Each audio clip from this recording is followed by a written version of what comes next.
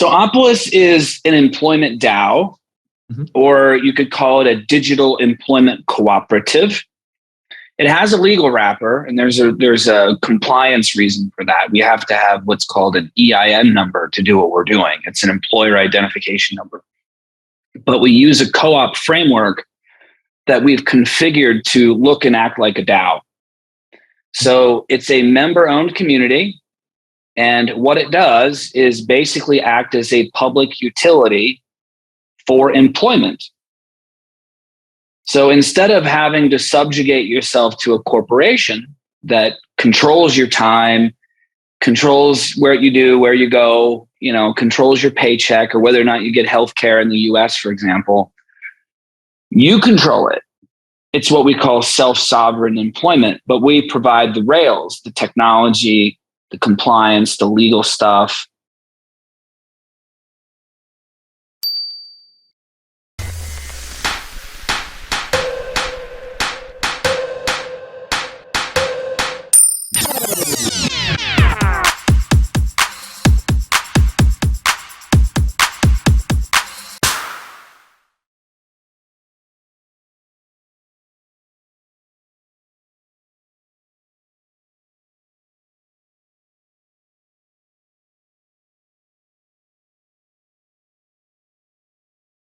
Hello, everyone. My name is Ben, and as usual, I'm the host for today's podcast.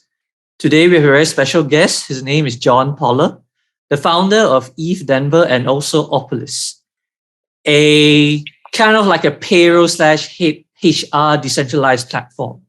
Welcome to the show, John. Thanks, Ben. Thanks for having me, man. Yeah, great. So before we begin, tell us how you got started in crypto. Yeah, so I had an investor in a project in like 2012 that was involved in a Bitcoin startup, and he could not stop talking about Bitcoin.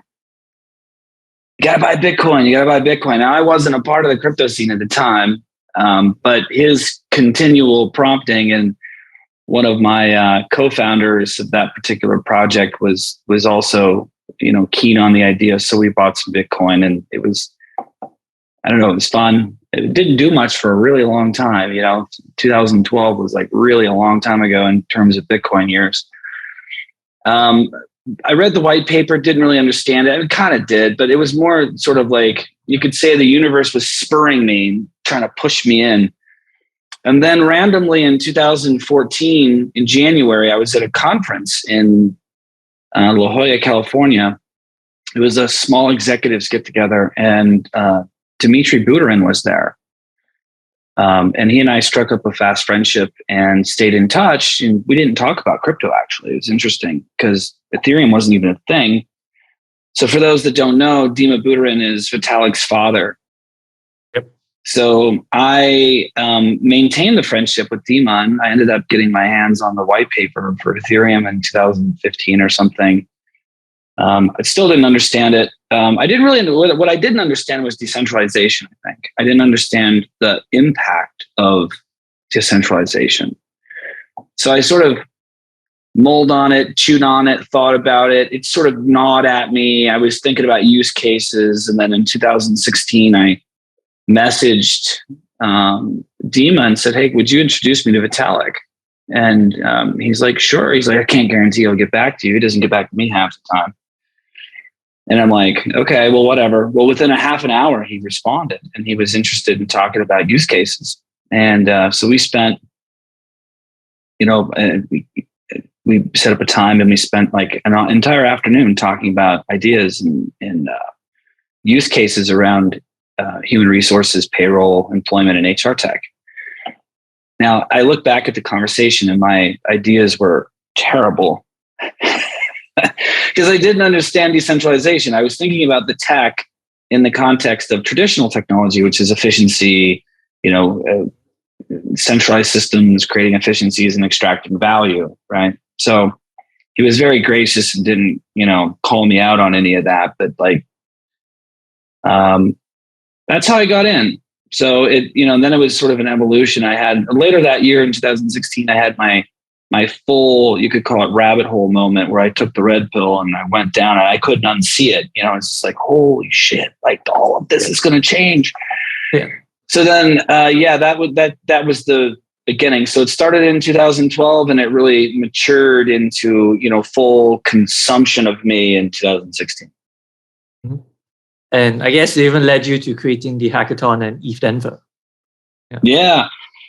So for those that don't know, Colorado's got a really vibrant, startup scene, and the culture here is very well matched to Web3. So we're very sort of libertarian, progressive technologists. There's a lot of like social overlap. So I think that's why there's a lot of people interested in crypto here, because there's a social political vibe that matches pretty well. So we decided, I had a crazy idea in the summer of 2017 and said, we should put all this to good use. We had 400 people showing up to our meetups, on Ethereum. And it was insane. It was, the intelligence in the room was just crazy. And we're just like, we should do something about this. So we originally set out to do a 300-400 person event, and it turned into 1,500 people in the first year. And if you saw what happened this year, this was our first year back IRL since the pandemic. We had 12,000 people in Denver in February. We had 28,000 people apply to come. 28,000. Yeah. So it's really turned into a thing of its own. And of course, SporkDAO has now been summoned, and the community owns ETH Denver. We've tokenized it. It's the world's largest Web3 live action experiment, and we like that, and the community likes it. So, it's become quite an important piece of the traveling circus that is crypto, but it's been a lot of fun to build. You kind of mentioned already that, you were always interested in HR tech, and you kind of got the fundamentals and basics of decentralization from Vitalik years back, which is kind of hinting of where Opolis really started from. So what is Opolis exactly? So Opolis is an employment DAO, or you could call it a digital employment cooperative. It has a legal wrapper, and there's a compliance reason for that. We have to have what's called an EIN number to do what we're doing. It's an employer identification number. But we use a co-op framework that we've configured to look and act like a DAO. So it's a member-owned community. And what it does is basically act as a public utility for employment. So instead of having to subjugate yourself to a corporation that controls your time, controls what you do, where you go, controls your paycheck, or whether or not you get healthcare in the US, for example, you control it. It's what we call self-sovereign employment, but we provide the rails, the technology, the compliance, the legal stuff, so that individuals can employ themselves essentially, but access the same things that you would normally get through traditional W-2 employment, but you don't have to give up your independence. So usually to have all of those, accoutrement of benefits and healthcare and retirement plans, you have to give up your freedom. You have to subjugate yourself to a corporation. Now you don't have to do it. So what we do, and just to give a good example, so there's a lot of DAOs out there that have contributors that need these features, but the contributors are terrified of going to work for DAOs full time because they don't have, their wife is like, where are we going to get healthcare? Yep. Or what are we going to do? What are we going to do for a retirement plan, honey? What if something happens to you? You don't have workman's comp, right? Or you don't have unemployment insurance. Well, guess what? Opolis solves all of that. So it's just like regular W-2 employment, but you don't give up your independence. You control your life. So you can contribute to 1 or 10 or 50 DAOs. You can have infinite numbers of revenue streams. And Opolis is the payroll, employment benefits, and shared services that support independent workers. Yeah, from what I'm getting, right, this doesn't just apply to crypto natives. It can just apply to any independent workers. Yeah, any independent worker. So obviously Opolis was spawned out of Web3, and we often refer to ourselves as the bridge between Web2 and Web3. But there's two core things that we do. For those already working in Web3, it's the great legitimizer, right? You can get paid in USDC, and normally you're like, holy shit, like, how am I going to get this to fiat to pay my rent? And how do I report that? And like, what do I do with all this? Well, created the Rails that does all that for you. So like, we're going to send you a bill for your payroll. You can pay it in USDC, USDT, DAI, whatever. And out the back end comes fiat into your bank account with a direct deposit in a pay stub, just like you would normally get. So it's all reported, it's all taken care of, and like you don't have to worry about the compliance end of it because Opolis is doing that. But yeah, even if you're not a crypto native, you can use the system. We call it normie friendly. So the system has been built so all the crypto native MetaMask, private key management has been abstracted away. And you can use it. I mean, under the hood, we're using Magic Labs. Shout out to my friend Sean Lee, we were the first customer on the platform for Magic, which was formerly known as Fortmatic, where we were the first white label customer to use their Web3 authentication service for login with crypto native embedded default accounts like wallets. It's really cool. But like, you don't have to know anything about crypto to use it though. Like you have a Web3 wallet. You don't even know how it works, but it doesn't matter. Like the future of user adoption and really getting to mass adoption is going to have to be where a lot of this is abstracted away, because you can't expect people to be doing this complicated sort of degen DeFi, crypto native stuff. They're just not going to do it. So yeah, you can be completely ignorant to crypto all the way to super crypto savvy. It works for everybody. If you know what you're looking for, the crypto native people know you can attach your MetaMask, you can switch everything out, you can customize it, you can stake your tokens, all the normal things that you would expect from a crypto project you can do. But if you don't know about any of that, no one's forcing you, right? So it's it's been designed to be choose your own adventure intentionally. Cool.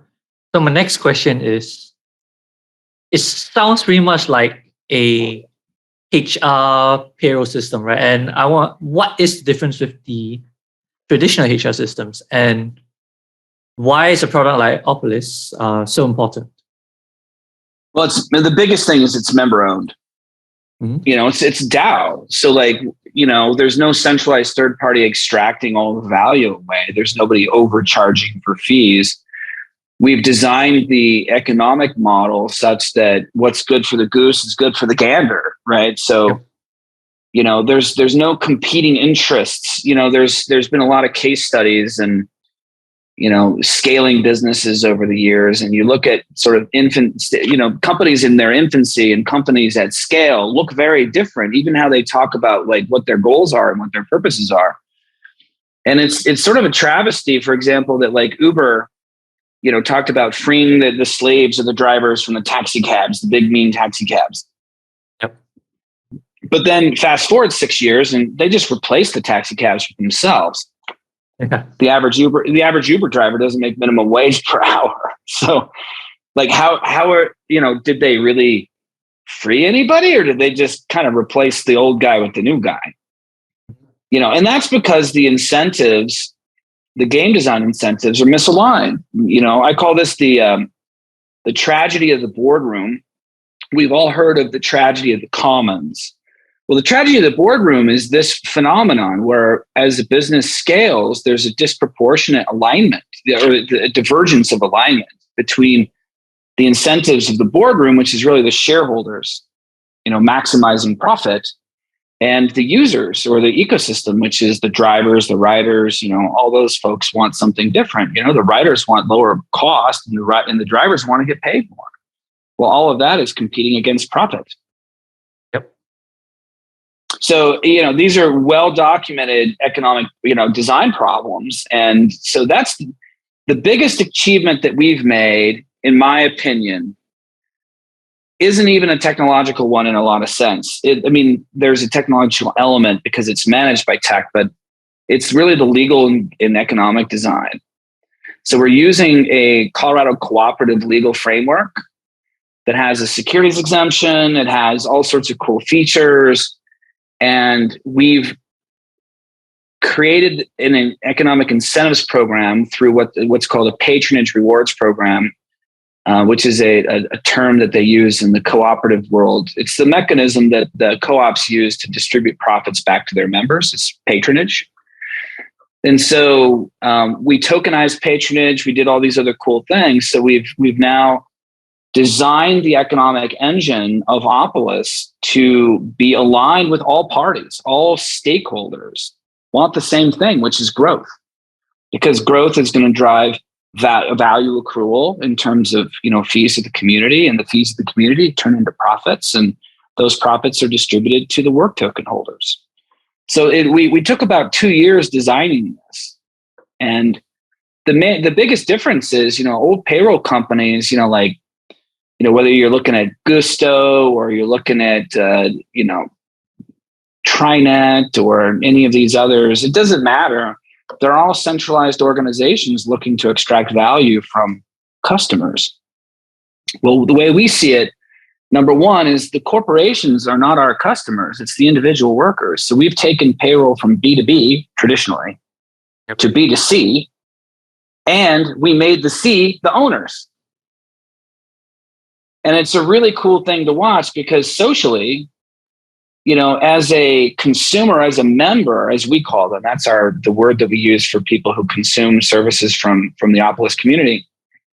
As a member, I'm an owner. Like, I care about making referrals and helping it grow, and I'm incentivized because that's how the work token works. And it just the passion and the energy that people bring, it's really powerful.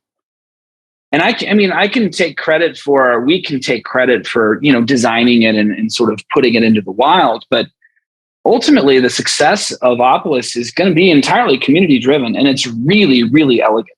It's really beautiful. So we're very, very proud of that. And it's not something on the surface, when people hear about Opolis for the first time, they don't know all of this. When you hear, well, it's a member-owned digital employment cooperative, it's, well, what does that mean exactly? Yeah. And then to, people in normie land, it's an employment DAO. Well, what the fuck is a DAO? They don't, so you do have to kind of slow down a little bit and get under the hood and really explore some of the things that we're doing from economic design, monetary policy, incentives. All of these things are very carefully engineered to create this sort of sustainable alignment of both benevolence and economics in concert at scale, right? So it's not going to break down at scale because none of the users have any incentive to derail it. We don't give investors all the governance to make decisions. And ultimately, the people who profit at scale are the people using the system. It's quite interesting because you mentioned the work token, right? And I assume that it's the crux of the incentive alignment. Could you elaborate or more specifically of how that works in practice? So what are the features of the work token? Yeah, so the work token, as I mentioned, we pioneered, so everybody knows what a governance token is, right? And governance tokens basically just give me rights to vote on stuff. And Vitalik has been critical of governance tokens. I've been critical of governance tokens. A lot of people have been critical of them. I hold a personal belief that from an economic incentive standpoint, governance tokens are bad because cool, I get a vote on stuff, but aren't we here to make money? And there's no value governance token. There's no value accrual. So the only hope of making money is token price go up. Yep. Which is fine, but that's not sustainable. At some point, there's winners and losers. It's a zero-sum game. Yeah. And it's not it's not really a positive sum next generation crypto economics game. It's fine. And I understand why the attorneys recommend doing it and all that. But we weren't satisfied with that. So we wanted to really explore how could you, in a compliant way, distribute profits back to your membership and incentivize real value accrual. Now, we're all about memes and we're all about hype too, right? Everybody wants their project to be hyped and cool and all of this. So like, we got, cool like designs and memes and things that we build into things. But so we're going to do that. But when you really look at it, instead of just going, oh, it's just another, governance or meme coin or whatever, like what's the sustainability behind that? You go, oh, Opolis actually has a business model. Oh, Opolis is actually accruing value sustainably. Oh, you can actually scale it. So when you look at the recipe and what traditional KPIs look like, and then you kind of look at the next generation of crypto KPIs in this more sustainable way, that's what we've built. So the work token, as you mentioned, is absolutely the crux. It's the glue to everything. And I've opined on the advent of the token. The community token is probably the most important advancement, not just in monetary policy, not just in like economics, but in coordination and in getting desired outcomes from fairly complex, commercial situations. Because, really, if you think about it, everything that we do commercially or even personally are games. We play games, it's input, output, there's incentives. And in terms of commercial experiences, we've designed very optimally. We've designed zero-sum games that work very well. And it's actually, in an interesting way, created a rising tide to an extent. I mean, we've eradicated most of world poverty. I mean, as compared to like 150 years ago. I mean, capitalism has done a really good job at that. But capitalism is flawed because it can be exploited and maximized by the rich to where you have a very disproportionate distribution of value. It's like the Uber thing. The average Uber driver makes less than minimum wage, but the people that make a $10 million investment get $1.3 billion back in return when they go public. It seems a little lopsided. So how do you create the sustainability? So that's the work token. So we created a mechanism called payroll mining, which is not time-based. So if you look at how staking is usually done or how liquidity mining is done, it's usually done on time. So the longer you keep something in a contract, you're going to get some sort of yield. It more looks like a savings account or a CD account or something where you're getting a fixed interest rate or you're getting some kind of predictable yield. Well, time-based correlation to value, a lot of these projects are just inflating their token supply and it's sort of degen economics, right? So like there isn't really value accruing back in, but people are kind of aping in, which creates this sort of this wave of, price inflation, but it's not really sustainable because under the hood, there's not a lot of value accrual to really sustain it over time. You can sustain it as long as the hype sticks around. So as long as your memes are good and as long as your hype game is good, you're going to be good for a while. But my prediction is that we're going to see the bottom fall out of this at some point. Because it just defies economic logic. So we said, okay, well, what if we correlated our inflation to a disproportionate value demonstration of value accrual? So we tied the payroll mining to growth epochs. So we track one key metric, which is called ACPV. It's annualized commons payroll volume.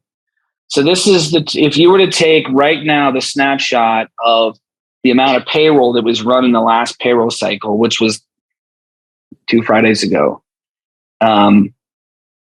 If you times that by 24, because there's 24 payroll cycles in the year, what would that number be, right? And the goal is to grow that number exponentially, right? Let's get to billions of dollars that we're running through payroll. Yep. Now we accrue value with 1% community sustainability fee, right? So there's actual money coming back into the system. The larger we grow payroll, the more fees we get as a community, the more profitable we are. And then the work token is the unit of account that based on your pro rata ownership of the work token as a member, if you're a member, if you're either a coalition member or an employee member, you're entitled to a pro rata share of those profits. And these are all cooperative legal framework stuff, right? So this is all done compliantly. Now, our inflation is like I said, the token, let's say the token supply is going to go up 1%, and I'm just using round numbers so I can so at each growth epoch, we're going to grow by 10%. So that's the way the mechanism's set up right now. So every time ACPV clips up 10%, there's an emission of new tokens that comes into the community based on a bunch of algorithmic distribution models. But the token inflation is only like 1%. So we're accruing value at a much higher rate than we are inflating the token supply. Yep. Make sense? So we're keeping that disproportionate, so we're not getting over our skis. Now, the community is optimizing this emission, and we're trying to really dial it in. So as we continue to scale and scale and scale, there's still good incentives to join. There's still, a high rate of buoyancy for the token. There's all of this is going to continue to grow. Now, right now, we're on CoinGecko's podcast, right? So you guys are one of the best sources for information on projects around tokens. And if you go and look, our token supplies are like liquidity markets, terrible. They're super thin. And the reason for that is we don't have a lot of degen economics in our token. It's very slow and steady stuff. So what you're going to see is the minute the Opolis community becomes profitable, demand for the thing is going to go just bananas. It's sort of this right now. It's kind of like the calm before the storm. It's like stack as much as you can get, because at some point you're going to be paying a premium for it. Because we've done all the discounted cash flow models, we've looked at all this. We know what the profit per token could be. I mean, if there's 35 million independent contractors just in the U.S. right now. That number is estimated to swell to 90 million by 2028. So if we got like 1 million people globally, this community is printing profit. Yep. We could subsidize healthcare. We could do all sorts of other stuff by just, the sheer size of this community. And it's something that everybody needs. Again, kind of back to the blue chip stuff. I always refer to Opolis as the ugly underbelly, necessary evil bullshit that everybody has to deal with, employment, payroll, compliance. Yep. But it's it's such a core piece of architecture, and this mechanism that we've designed to incentivize the community to help grow it and profit from it. This payroll mining mechanism is the key. It's the key, because there's no way you can scale a product like this without an emergent order of community. You can't do it. It's much too next generation stuff. You can't hire enough marketing people to go out and sell this. Nah, won't work. You got to get the community behind it, which is that you have to really align with the community's values, and then you have to incentivize the community to then build it. And we're actually seeing that happen in real time. You raised one thing about the inflation mechanism, which I just want to ask. Is there such thing as a deflationary mechanism, or will it not inflate at all if targets are not met? Just curious. Yeah, it doesn't inflate at all if we don't grow. Right. Okay. So it's hard stop, right? It's baked into the whole system, which again creates the incentive, right? Yeah. If we're all sitting around going, wait, so think about what this means. If only 10% of our membership refers a new member every month, we grow and we win. Yep. We don't need to do it, but if you got 1 million members, imagine how many salespeople you'd have to have out doing that to hit 10%. Yep. It'd be impossible, but if you decentralize it and you distribute the responsibility and incentivize 100,000 people to be making that referral every month, and they're adequately compensated for doing that through the economic distribution and the sharing of value creation, they're going to do it. And the community just swells and swells and swells, and it just builds on itself. And then the built-in demand, so there's built-in demand for the token, there's built-in everything for it. But yeah, you're right. We don't want to incentivize, just getting more tokens because we're cool. That's what happens in, I always call it degen economics. I mean, because it's misaligned with the goals of sustainability. What it's architected for short-term gains, not for long-term profitability. And mostly focused on token price, right? Because token price and demand, so demand for a token is what drives token price. So they put these, insane yields, right? APY is like 4,000%.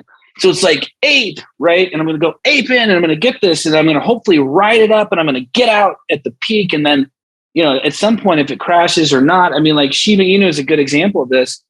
I know a guy that one of my compatriots, he put like $40 into Shiba Inu, like back in the day. And that turned into like $60,000. But if you just held on to it, they would have been like millions. But like, he $40 and turning it into like 60,000 was crazy. So he's like, okay, I'm out. He thought that was the top. So there are exceptions to the rule. But for every Shiba Inu, how many other projects are there that don't make that? So you have to really have a pretty wide net to find the one meme coin that actually makes it to escape velocity, where they can actually do some other things and create some community and But in any case, you get my point. So we're taking the other approach. We're doing more of the, all right, how do we build sustainable growth mechanisms? How do we create a sticky product? How do we incentivize the community to want to consume, want to be a part of it, want to refer their friends, and really want to take part in this sort of this emergent order of growth? You mentioned earlier a couple of services that Opolis has, for example, dental care and etc. Could you elaborate what kind of traditional services that you guys offer and benefits? Yeah. So right, and just to give the listeners some context here, right now we're just servicing U.S. qualified workers. So you don't have to be a U.S. citizen, but as long as you're working in the U.S. and you have authorization to do that, you're fine. We are expanding to Canada, Puerto Rico. We're going to Europe probably later this year, and then we're going to expand everywhere. Okay, so we're about to do a big capital raise, and we've got a bunch of really great investors lined up that are, I can't talk about right now, but some really big things are coming on global expansion. But in terms of your question, just to come back to where we're doing right now. So for those that are familiar with what it's like to work for a company in the US, there's a typical suite of benefits that you get. You get medical care, healthcare, you get dental, vision, long-term, short-term disability, 401k, usually with some sort of match, and other kind of ancillary perks, right? Well, all of that is available. And most of it is optional. I think long-term, short-term disability is the only thing that you have to do, and that's because the plan provider requires us to be 1,000 people before we can actually make it optional, et cetera, et cetera. But it's like $10 a month or something. It's like nothing. It doesn't matter. But everything else is optional, right? So you have access to group healthcare insurance. So this is very different than what anybody else is doing as it relates to independent contractors. Group healthcare insurance allows us to self-insure. So our community is self-insured as it relates to our healthcare. Now, we use a national network provider in Cigna. We use a plan administrator in Allied. We use like the traditional infrastructure. The goal is eventually to be entirely self-sufficient around healthcare. Maybe even start our own healthcare insurance DAO. But for now, we got to get big enough, right? We've got to get enough purchasing power to be able to do that. You can't start a healthcare DAO with like 10 people. Healthcare doesn't work that way. So you've got to get the population and then do some transitional stuff. But any of those typical features. So, to put some context around this, the Industrial Revolution really changed the landscape of what we now know as employment. It didn't used to be that healthcare and these other things were part of your employment package. These were perks that very few companies offered. And then it became more and more common. And then it became table stakes. And then it became, now we have Obamacare and we have like these state options, right? Which are actually quite terrible. And they're rather dishonest in how they sort of, in my opinion, how they frame, how they keep costs down and how they manage prices and how they kind of, limit your network and they do all the, it's not good coverage. So the question was, well, how do we provide really high quality healthcare to individual workers at a very affordable rate? Especially as in comparison to what is the competitor for us, it's really the state exchanges, because that's where independent workers typically go. So how do we beat the state exchanges in both price and benefits? And we're doing it. We're saving people on average 20 to 40% on their healthcare. And it's better coverage. So, if you're paying your 1% community sustainability fee, but on your family healthcare plan, you're saving $700 a month. I mean, I don't care if I'm paying $80 a month for my service, Yeah. What do I care, man? I'm saving like thousands of dollars a year, using this. I'm like, and I'm getting work tokens, and I'm an owner, and I mean, the whole game is just different. So yeah, if you can imagine the things that made you feel safe and secure, the retirement plans, we have crypto friendly ones, we have regular ones, we have all sorts of stuff you can choose from, any of that stuff, it's choose your own adventure. So whatever feels good for you, whatever you and your family needs to feel normal and to have the sort of safety and security safety net that you need, you can get it at Opolis. You mentioned crypto-friendly ones. So I want to ask, are there any unique benefits that come from Web3? Yeah, so you can pay your invoice in crypto. Most people that use that feature are paying in stables because they get paid from their DAOs or their crypto project in stables. We are going to be integrating some compatibility with some prominent layer ones or layer twos that where DAOs live, right? So there's a lot of ecosystems that are building and wanting to use their native tokens. There'll be a lot of multi-token support coming, but right now you can pay in Ethereum and stables, and it's very easy. You don't pay any exchange fees. So typically, if you're trying to get your crypto to fiat to pay your rent, you're going to go pay a couple of percentage points at Coinbase or somewhere to do that. Yep. You don't pay any exchange fees at Opolis. It's a 1% community sustainability fee for everything. So all of the services included for that 1%. So that's a big one. You can also take part of your paycheck in crypto if you want, and it's all reported for you in US dollars. So you don't have to do all the complex accounting and figure all this stuff out. But let's say you're getting paid in USDC, but you really want 25% of your paycheck in Bitcoin or Ethereum. You can do that. And it's all done compliantly. Because we would do the withholding for taxes. We do everything. You get your regular pay stub. You get your rent money, your fiat into your bank account, and the rest of it you can put away in your MetaMask, and you can do what you want. So there's a whole bunch of flexibility around how you want to get paid and where you want to get paid. Now, we are still compliant with FLSA standards. That's the Fair Labor Standards Act, which requires that minimum wage is taken in US dollars. So there is a requirement that you do have to take some money in fiat. But above and beyond that, if you want to pay yourself, more, or if you make more than that minimum threshold in whatever state you happen to be in, you can take it in crypto. And we got a ton of people doing it. Oh, really convenient. And which begs the question, how is this executed? Because I assume in practice, it requires a lot of coordination and efficiency within the organization as well as the members of the community. It's all done in-house. So we don't use any third-party services. And there's a very specific reason for that. Everybody else in the crypto space who offers crypto payroll is using a third-party service. Anybody else who's doing this is using some third party to try to scale themselves faster. We see the design flaws and the cost flaws of doing that. So we built everything in-house. So in a previous life, I built the 5th largest staffing company in the state of Colorado. Oh. And so I understand the infrastructure really well. My team understands the infrastructure really well. So we basically replicated that payroll engine, but we've just Web3ized it. We've automated a lot of things so that we don't have to take on additional cost as we scale. So we can scale very cleanly. We still have a lot of work to do as far as features and functions in the product roadmap. So there's a lot of really exciting things, coming. Like I said, multi-chain support and being able to lend against or borrow against your independent contractor invoices, things like that. These are all really cool features that are coming down the pipe. But we do everything in-house. So we have a staff of almost 20 people now. And a good part of it's operations support, right? It's HR, accounting, ops.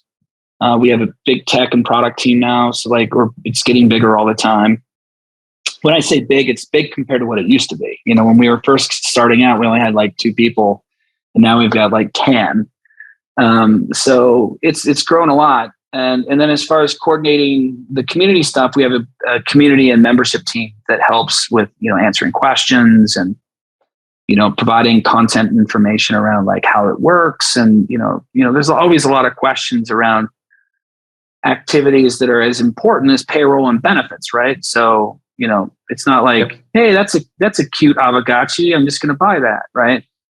No, when it comes to your family's healthcare and your paycheck, I think you're going to ask a lot more questions, which is why we have the team to do that. And we're working on, we'd like to see this become as much as a self-service activity as we can make it, because, you know, there's not really anything to sell here. It's more just offering a public utility infrastructure, make sure that people understand what it is, how it works, how they're protected, how it serves them, how it benefits them, how they can participate. But once they're educated and calibrated, it's, you know, let's go.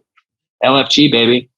And then just refer. And that's the incentives, because the growth is the incentives. Make sense? Yeah, makes complete sense. Okay. This actually something I want to raise, because when I was reading the white paper, this term often came up, which was Decentralized Employment Organizations, DEO. Yeah. Right? So you mentioned quite a bit, but what is their role within the Opolis ecosystem? Yeah, so the DEO is, right now there's just one, and that is the US Cooperative, right? But eventually at scale, there'll be hundreds of these globally, because you'll need one of these for each jurisdiction that you go into, because you're going to, you know, you'll need the same employment identification number or employer identification number, EIN, for each country that you're in. And in some cases, provinces require it as well. So these will all sort of relate back to, it'll probably end up being a DAO, but they'll all be part of an ecosystem, but they'll all have sort of a meta governance system. Yep. So right now, like I said, we've just got one, which is the US based one, but all of these entities will have sort of a commonality in the overall larger ecosystem. So you could call them, these DEOs end up becoming like meta DAOs. They're like meta orgs that exist within a larger sort of ecosystem framework. They all have this a similar incentive structure, meaning the coordination tool is the same. It's the work token. And as a larger community, you've got the overall goal of growing and accruing value, but each jurisdiction might have different decisions to make, right? There might be different features of the product in Singapore versus the US or in Canada or wherever. So those organizations need to be able to have their own decision-making frameworks. So that's really kind of how those will kind of span out over time. How big is the US's DEO in terms of member participation and the community in general? We're pushing up on almost 40 million in annualized payroll. Wow. So that's it's grown quite a bit. We grew over 1,000% last year, which is obviously easy to do when you're tiny, but I mean, it just went like this, and now it's starting to go even accelerate even more. We're estimating by the end of the year that could be 100 million in payroll processed, right? So this is an actual, you know, like real world members that are getting their paychecks, consuming their healthcare, getting their pay stubs, doing, you know, and having their employment through the ecosystem. And it's very sticky, because once they come in, you know, I mean, this is your employment. This is your healthcare. Yeah. You're not leaving. You're not, where are you going to go? You know, like, exactly. It's not like a fad thing. You know, it's a very like, it's a necessary evil. So I'm going to do it. But like, but it's very sticky, as we say. So yeah, it's grown quite a bit. Right. We've covered quite a lot of topics today, and I just want to round off the conversation with the last question. What are Opolis plans for 2022? Well, we think about things in orders of magnitude of 10. So, right now the next threshold goal is 1,000 members this year. Mm-hmm. And we've got some product enhancements that we're really keen on, like I mentioned, the multi-chain functionality and or in support for the tokens of those ecosystems, as well as some of these other product roadmap features is just really important stuff. We are going to be expanding internationally starting this year. So Canada and Puerto Rico first, and then over to Europe, and then Asia and South America. And there's some sort of thinking behind what we're going to do. But we've got this big capital raise that's going to happen this summer that will be the catalyst for that. So we're doing the Canada and Puerto Rico expansion now. And that should be live this quarter. And the international stuff will start happening after the raise is complete. But yeah, it's really about growing membership. It's about growing community. And we're putting a lot of effort into, developing our community game memes and, just shit posting on Twitter and other things. But, and just being present, and it's going to take, they always say it takes a village. Well, in Web3, it literally takes a village, because none of this stuff grows in the typical. I mean, if you try doing it in the corporate way and all that, you can try. And I've seen it. I've been in crypto long enough to have seen plenty of that, where it's just like you guys are trying to build the new thing the old way, and it's just not going to happen. So it's really about enhancing value and growing membership, and really getting the good word out about this next wave of what I call blue chip crypto projects that are really building cornerstone infrastructure pieces of mass adoption. Because let's be honest, payroll is probably the single commercial activity that everybody does. Yep. And run. And if we can get people really wise to this and get them on board with all this, it's like, holy cow, once you really get it, it's like, wow, that's just not a payroll company. That's like a whole new thing. And it's like, yes, let's go. And it's that's the goal. Great. Thank you so much for coming on. Before we end the session, is there anything else you'd like to share with our audience? Come follow us at Opolis on Twitter. I'm at Pallerjohn, Pallerjohn. If you haven't come to ETH Denver previously, I also highly suggest that. It's the world's largest Web3 in-person live action experiment. It's not like a conference. In fact, we don't even use that word. It's a community innovation festival. Opolis is always present there, but as are 150 other crypto sponsor projects with 10,000, 12,000 other people from all over the world, 2023's installment is probably going to be somewhere around 20 to 25,000 people. Yeah, come and check it out. And, come to our Discord, hit up our Twitter. You can find our Discord posted there. Go to opolis.co. You can find it there. There's a lot more information around how to get involved in the community, but the best place is just come start having conversation in Discord, or, chat with us online at Twitter. Hey, thank you so much, John, for the insightful session. And yeah, I will definitely be looking forward to ETH Denver as well. Thanks for coming on. Yeah, you and Bobby got to come out. Let's do it. Yeah. All right. Thanks a bunch, Ben. For the latest crypto prices, visit our website. If you haven't already, make sure to subscribe to our YouTube channel to keep up to date on the latest crypto trends.